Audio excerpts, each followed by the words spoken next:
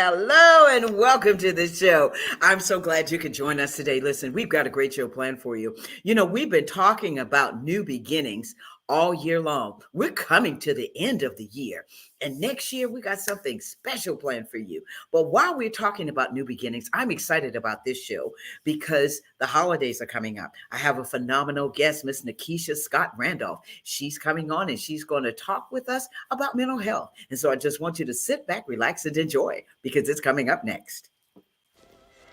The Cecil Williams South Carolina Civil Rights Museum is the Palmetto State's first and only museum. It honors a generation of people, black and white, throughout the state of South Carolina who deserve to be remembered for their unselfish commitments and sacrifices. Enjoy an immersive and entertaining virtual tour. For more information, visit www.cecilwilliams.com.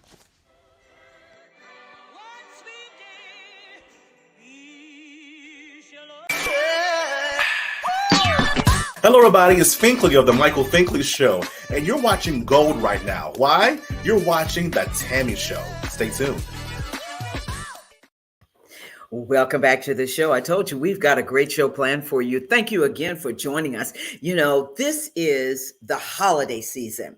We're getting ready for the holidays and everybody is excited, but there are some people who are going through.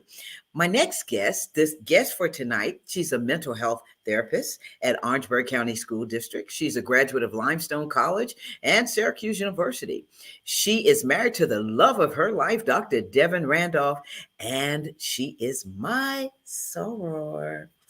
Listen, I want to bring her back from backstage, Miss Nakisha Scott Randolph, and she's from Charleston, South Carolina, folks. Hey, Nakisha.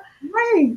Hi, Tammy. Thank you so much for having me on. Oh, thank you so much for being on the show. Listen, I'm excited about you being on the show. You know, we tried this a while back and we had all this technical difficulties with the storm and everything, but I'm so glad that you're joining us. And what a perfect time for you to be with us. First of all, I want to ask you to tell us about yourself. Yeah, so again, thank you. And all of what you said is true. We had a moment before the show started and realized that we have so many different connections from Syracuse, Charleston, sorority, just a lot of different moments that and connections that, will forever be a part of us. Yes. And so I appreciate that. But just a little bit about me. I am a licensed marriage and family therapist. I currently work as a trauma recovery therapist with Veterans Affairs.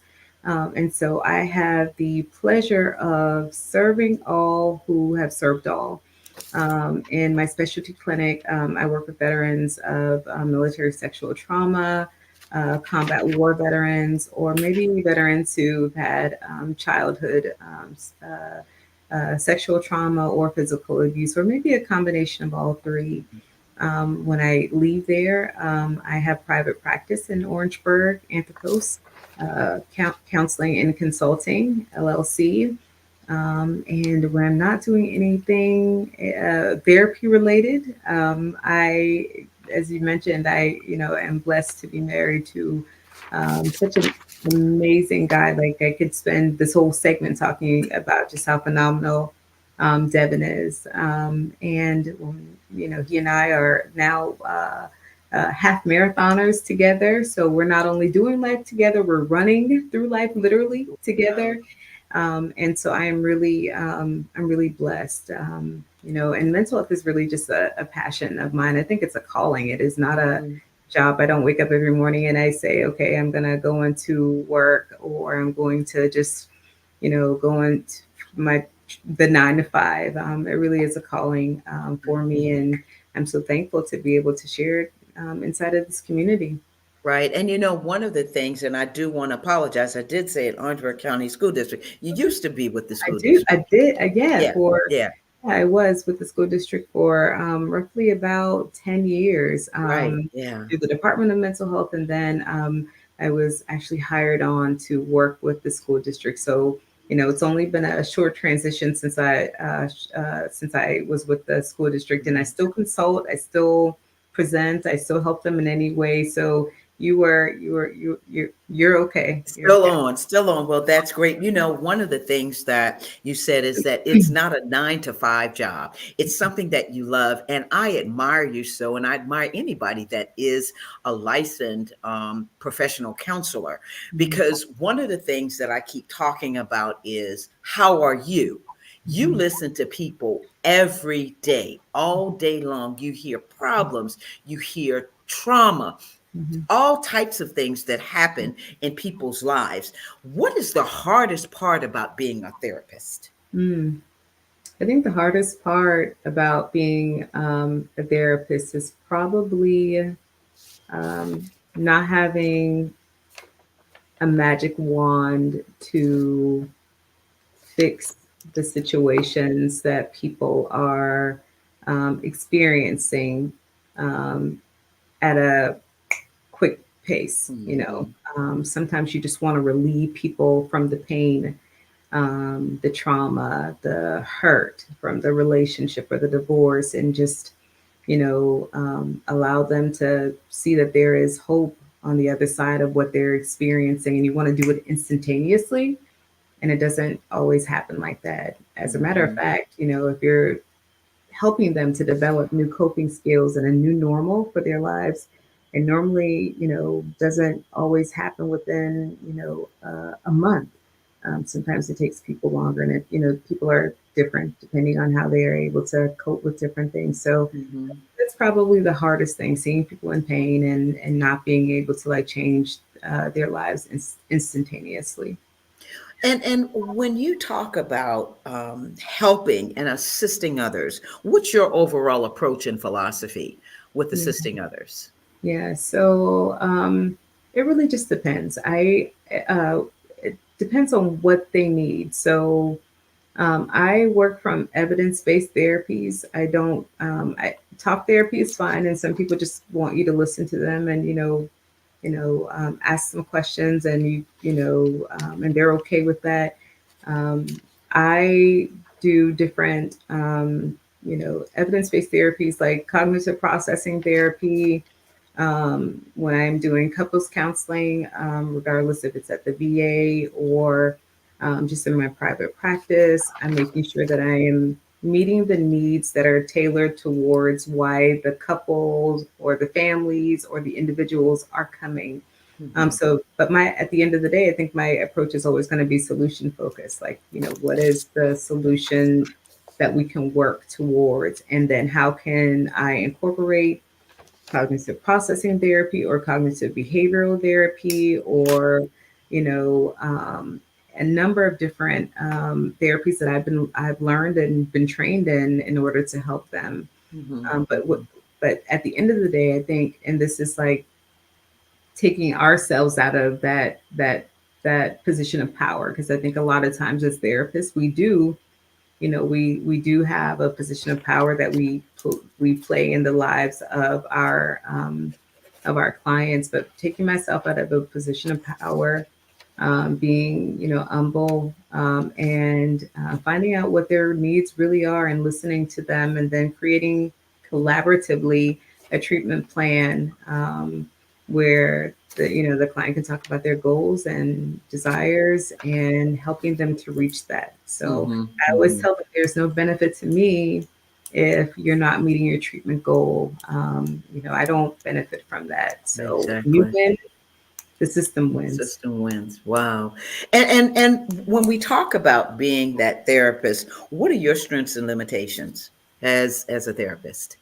I'm sorry, can you repeat that again? What are your strengths Oh, and your limitations yeah. as a therapist? Yeah. So I would say one of my major strengths as a therapist would be to just listen. I know we take that for granted, like the active listening, but listening is such a huge tool. So, although sometimes, I might not get it right the first time, I'll go back and say, hey, this is what I think I heard you say. Did you Hmm. say that? And then it gives that the client an opportunity to say, I didn't say that, or I did say that. But listening, I had a client maybe about roughly about 6 years ago. She sent me a message and an email and said, I just want to thank you for you're my human diary, Mm. and I appreciate you for listening. And so I would say, just based off of that, and my other experiences, like being able to like actively listen to someone share, because it is an honor to sit and listen to someone's story or their life, regardless of where it started, what happened. For someone to trust you enough to listen and to Yeah. share and to be open with you is a huge responsibility. So listening would definitely be actively listening would Wow. definitely be one of my strengths.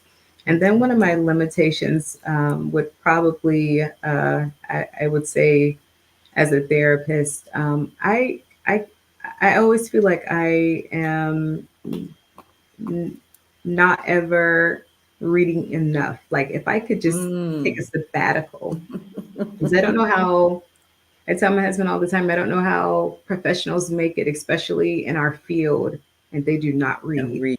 they do Mhm. not research, they do not stay current. So I think, I always say to myself, like, if I just had more hours in the day, I would want to read more, so that I can, or attend conferences, so that I'm always able to stay on top of what are the most, cutting edge treatments or Mhm. options for clients. So probably my time is probably my greatest limitation. But I'm telling you, give me a summer of not working, and listen, I will I would transform my entire life Right. and the way that I practice. Right. And I wanted us to kind of talk because we're going to segue Mhm. after the commercials. We're going to segue into this holiday season. And but I wanted people to understand what it's like for you and Mhm. for you to be a therapist. So I'm going Mhm. to ask you, what are your coping mechanisms to keep you on this therapy journey, Yeah. So therapist journey? hmm. Um, so one of my coping mechanisms, I mentioned a moment ago, is I started running. It's almost going Mm-hmm. on 2 years, maybe 2.5 years. When when I did my first run, and I liked it. There was like a lot of adrenaline there, and I really enjoyed it. And so that has been like kind of my outlet, being Mm-hmm. able to run and being able to, I say, like transfer my, any trauma that I might pick up, like Mm. vicariously with the Mm. work that I do, onto the pavement. So that's one of my coping strategies. And, believe it or not, like as therapists, we don't always have it together. I mean, That, majority of the times I don't.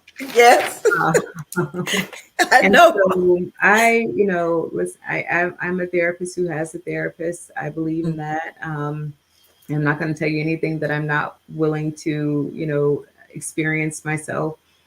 So that's how I cope. I have a strong faith system, Mhm. and I turn to that, and as well as, I didn't mention this, but we are the sum of all of our parts, right? And so a huge part of me is my family. Like I love my family. Like it brings emotion to me when I think about my parents and my sisters, and especially my husband and my in-laws, who are just like a second set of parents to me, and so many others who play a crucial role in my development, my friends, and so that's how I cope. I am able to I've gotten to a place in my life where I'm able to kind of, turn things, take a time out and then time back in. And I'm okay with being able to do that. I'm accepting of myself. And, at the end of the day, I think that's all that really matters. So, Yeah. And thank you, KJ, who joined us. He says, I definitely love this. Love seeing my mental health brothers and sisters because I always like learning about their approach. Running mhm, is definitely one of my favorite therapies, coping mhm, skills. mhm, That's so important mhm, because, as you said, I have a therapist. And I ask you that question because she always says to me, every time you come in here, the first thing you say is, and how are you doing?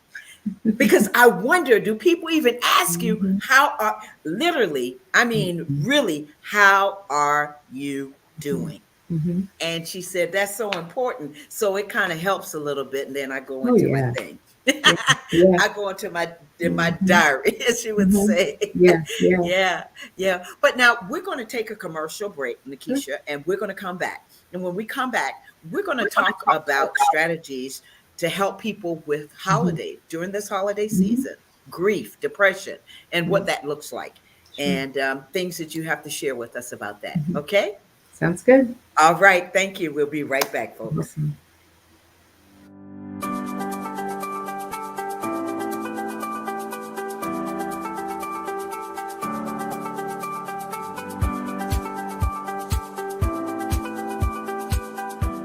The Orangeburg County Conference Center supports downtown Orangeburg and our surrounding communities. The 6,000 plus square foot space is ideal for groups of up to 400 people attending corporate meetings, conventions, workshops, and special events. Conference Center staff are inspired to ensure that everyone can enjoy the modern amenities. State-of-the-art ballroom that accommodates up to 400 guests banquet style and 430 guests theater style. A warming kitchen with hot boxes, ice machine, refrigerator, freezer, and counter space. A lobby that accommodates 150 guests with special events outdoors. The comfortable outdoor amphitheater has a video wall and seating. Adjacent to the amphitheater is 12,000 plus square feet of green space that extends events outside, plus complimentary on-site event parking and additional parking across the street. Your event can take place all in one spectacular location. We welcome your special event in Orangeburg.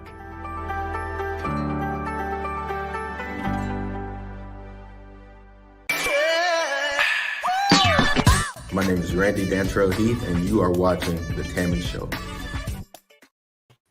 All right. Welcome back. Listen, did you see yourself? I did. I was just about to say this in my little green dress. I don't even know if I can fit it anymore. Go ahead. I know you can fit it, Nakisha. Listen, but thank you again, folks. If you're just joining the show, I have Miss Nakisha Scott Randolph, licensed marriage and family therapist, and we've been talking about what it's like for her to be a therapist. But we're going to segue into the holidays. How can someone deal with holiday depression? What do they need to do? Yeah, first Nakisha? recognize that it's happening.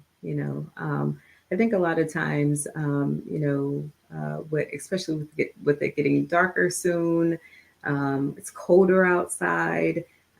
People are, not feeling like leaving their homes. They sometimes don't really, understand what's happening for them. And so if they're feeling, I always tell people, like, if you're feeling that sense of like sadness, you're not leaving your house, you're withdrawing from things that you would normally do. And it's more than just because it's getting darker outside, or it's more than just because it's colder and I want to be in someplace warm. but you're not feeling well like you would normally do, like the things that bring you pleasure and happiness around the holiday season, which are most of the time known for celebrations, then that you might be experiencing what we might call like seasonal affective depression, Mhm. or maybe it's related to grief, or or another triggering situation. But you got to first know that something is going on, because if it's not acknowledged, then it could turn into something even greater. Yeah.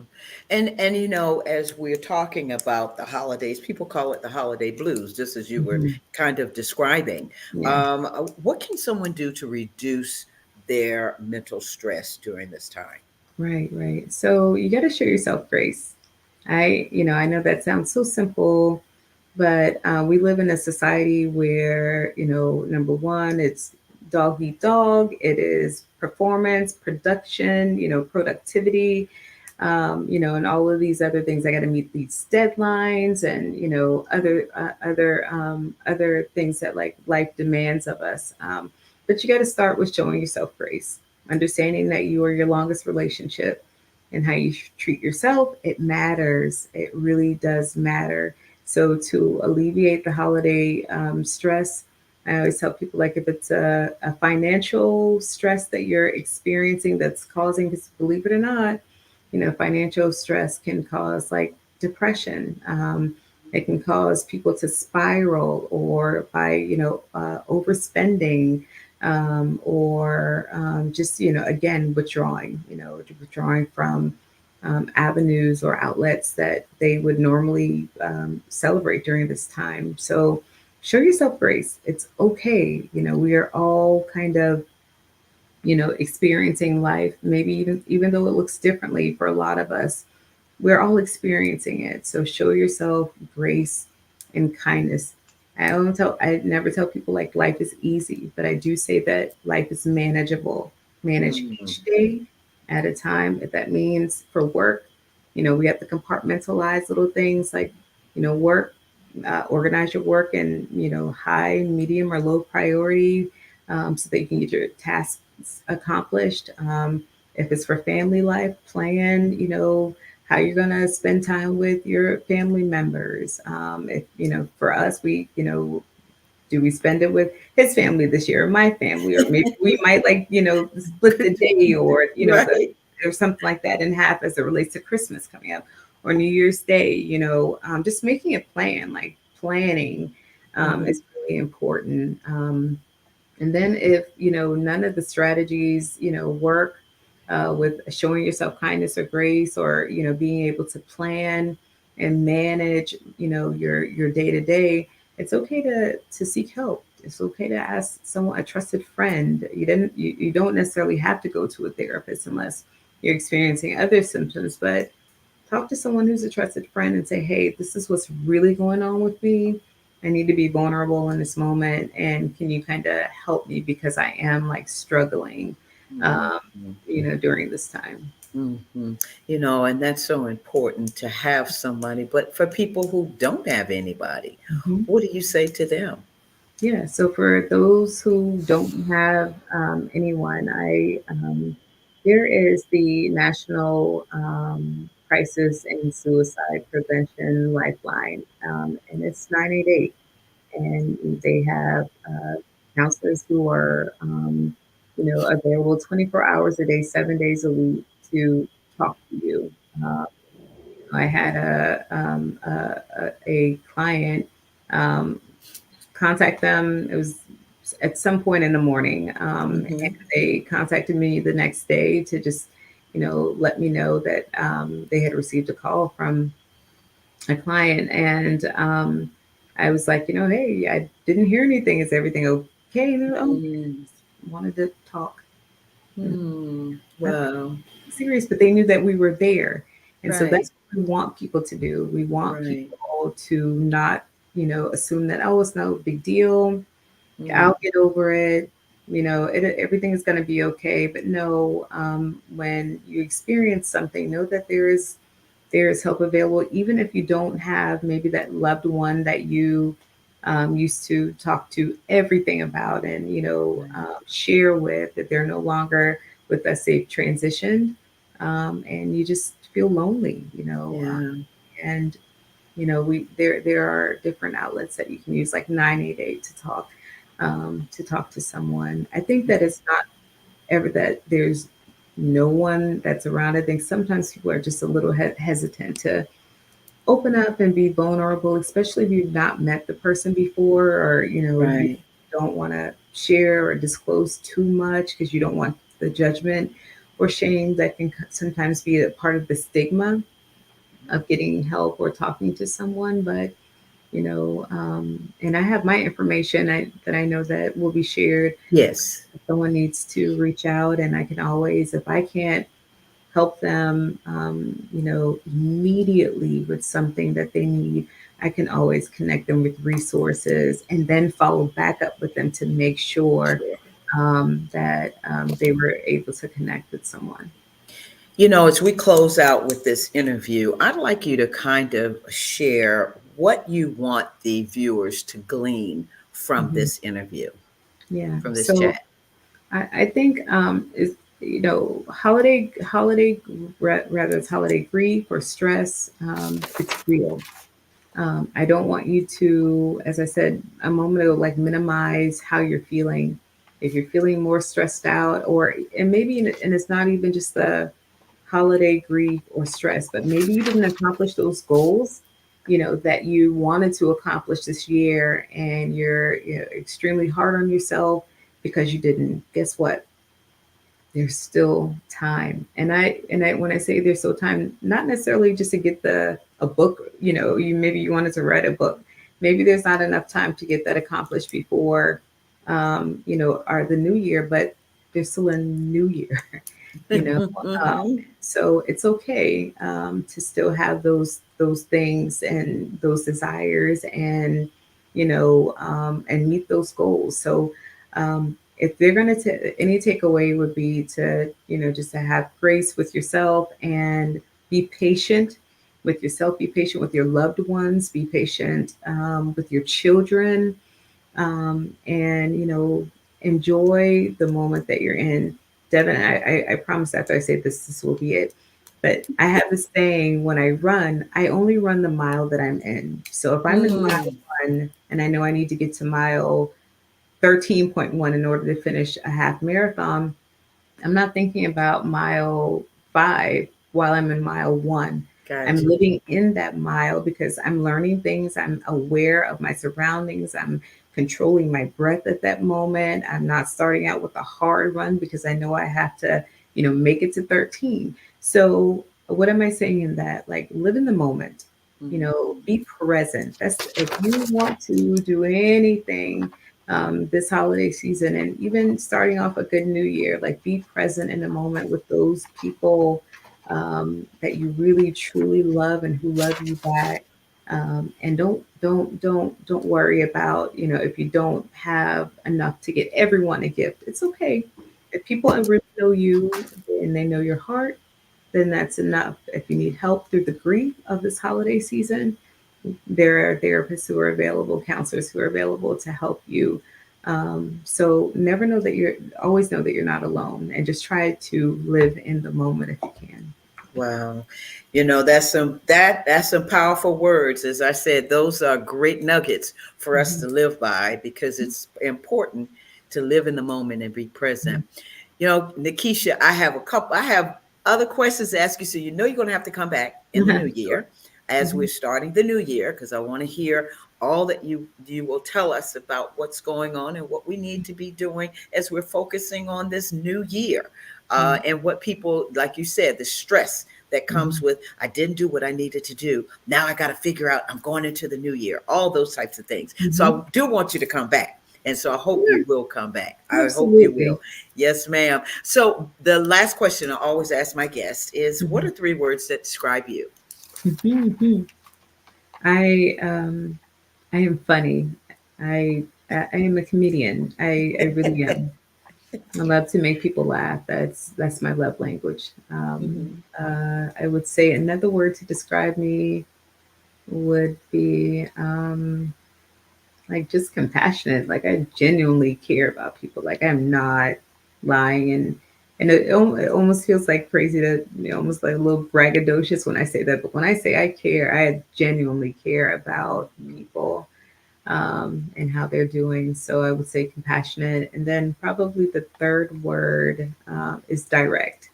And that is a good and a bad thing sometimes. My husband might say, but I am definitely direct, because I never want to, for anyone to, have to guess what I'm thinking Right. or how I feel, Right. because then I'm not being authentically myself. So Right. Wow. Well, Nakisha, thank you so much, thank Sarah, for you. being on the show. I really appreciate it. Appreciate I learned so much it. today about you and about our connections, Mm-hmm. and just really what we can do to help people and how you help people through some of the traumatic times and some of the good times. Yeah. And so Thank I you. want to thank you for all that you do. And listen, Absolutely. be blessed. Have a happy holiday. Tell You Dr. D too. I said hello. I You all have will. fun on that marathon in Kiowa and enjoy this holiday season. Thank you so much. I appreciate you. Happy holidays. Take care, Thank you. everyone. Okay. Thank you, Nakisha. You're welcome. All righty. Bye-bye. Bye. All right.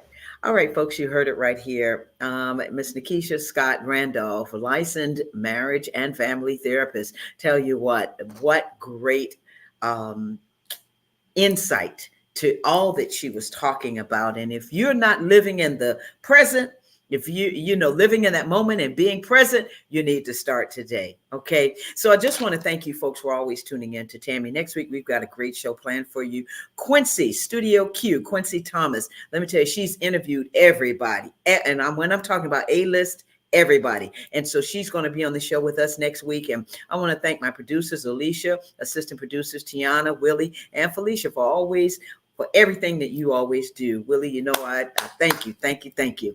Please subscribe to the Tammy TV show on YouTube channel.